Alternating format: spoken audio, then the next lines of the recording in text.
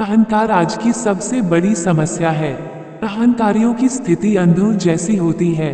उनके पास आंख तो होती है पर उन्हें दिखाई नहीं देता। पूरी लंका तबाह हो रही थी पर रावण को लंका का तबाह होना कहाँ दिखा। कंस की आंखें थी पर वह श्री कृष्ण की शक्ति को कहाँ देख पाया। दुर्योधन क्या आंख वाला अंधा नहीं था। अहंकार भक्त और भगवान के बीच में दीवार का काम करता है। तरुण सागर को समझना है तो उनके कड़वे प्रवचन को समझना जरूरी है। ये सिर्फ पुस्तक नहीं बल्कि जीवन का मस्तक भी है। एक गीता श्री कृष्ण ने कही थी, एक गीता मैं कह रहा हूँ। कड़वे प्रवचन 21वीं सदी की गीता ही तो है। जो आदमी तरुण सागर के दर्शन करेगा उसको क्या दिखेगा। ज्यादा से ज्यादा वह बाह्य आकृति को देख सकेगा, लेकिन बाह्य आकृति तरुण सागर नहीं है। असली तरुण सागर को देखना है तो उनके कड़वे प्रवचन को देखना होगा, कारण कि कड़वे प्रवचन में ही मेरे असली दर्शन होंगे, क्योंकि वही मेरी जीवन गाथा है और वही मेरा जीवन संदेश है। लोग मुझसे पूछते हैं, आखिर आप कुत्तों के खिलाफ इतना क्यों बोलते हैं।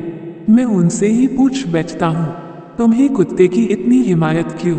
वे कहते हैं, अरे साहब, कुत्ते ने हमेशा इंसान का साथ दिया है।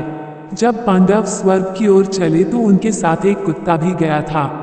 मैं कहता हूँ, काश दुनिया के सभी कुत्ते उनके साथ चले गए होते तो आज घर घर में गाय की पूजा हो रही होती। किसी संत से जिज्ञासु ने पूछा, ईश्वर है तो दिखाई क्यों नहीं देता। संत ने कहा, ईश्वर कोई वस्तु नहीं, वह तो अनुभूति है और अनुभूति का सिर्फ अनुभव होता है, दर्शन नहीं। जिज्ञासु जवाब से संतुष्ट नहीं दिखा तो संत ने एक पत्थर उठाया और अपने पैर पर पटक लिया। जिज्ञासु ने कहा, यह क्या किया, इससे तो बहुत पीड़ा होगी। संत हंसने लगा और बोला, पीड़ा दिखती नहीं है फिर भी है, ऐसा ही ईश्वर है।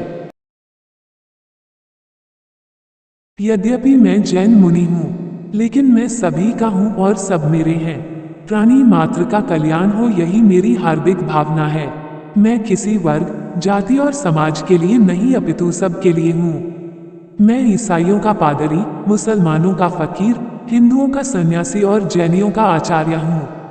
जैसे गंगा का जल और वृक्ष का फल सबके लिए होता है, वैसे ही संतों का आशीर्वाद और अनुभव सबके लिए होता है। संत को किसी जाति से मत बांधना, जाति से बांधना संतत्व की हत्या करना है। ये शरीर कच्ची मिट्टी के घड़े के समान है।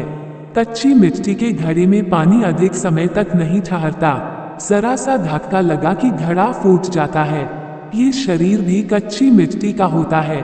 मौत का जरा सा भी धक्का लगेगा और सब कुछ खत्म हो जाएगा। अतः इस पर अभिमान करना और इसकी सार संभाल में अपना बहुमूल्य समय नष्ट करना व्यर्थ है। ये सिर्फ धर्म की साधना करने के लिए माध्यम है, भजन के लिए है, भोगों के लिए नहीं। एक भक्त के सामने भगवान प्रकट हुए, बोले, बोल क्या चाहिए। भक्त ने कहा, मुझे और कुछ नहीं चाहिए, बस मेरे पास रुपयों से भरा एक बैग और बड़ी गाड़ी हमेशा होनी चाहिए। भगवान ने कहा, तथास्तु। अगले दिन देखा तो वह एक बस कंडक्टर हो गया। अब रुपयों से भरा एक बैग और बड़ी गाड़ी उसके पास थी। भगवान के सामने चतुराई और चालाकी बिल्कुल काम नहीं आती, वहाँ सिर्फ समझदारी और समर्पण काम आता है।